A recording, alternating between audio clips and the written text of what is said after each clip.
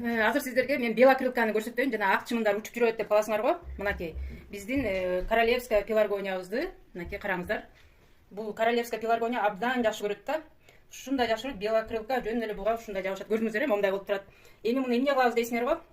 Муну биринчиден көргөн өтүшүп кеткен, өтө өтүшүп кеткен да. Иммунитет, гүлдөрдүн иммунитети түшүп кеткен да, ошентип мына өзүңүздөр карап турганыңыздардай гүл улам эле баттан кургап кала берген, бунун иммунитети түшүп кеткен да. Эми муну биринчиден эле алабыз дагы крандын астына тазалап жууңуздар, жалбырактарын ары берисиңер, ала учуп атат. Жалбырактарын алып таштайбыз. Бул жерде жайында баягы күзүндө черенки айтып атканда мунун четине просто эле бир черенокду отургузуп койгондо ошол череногун баягы тамырлап кетип, анан ушунун астынан эле 2 грамм бир идиште өсүп атат да.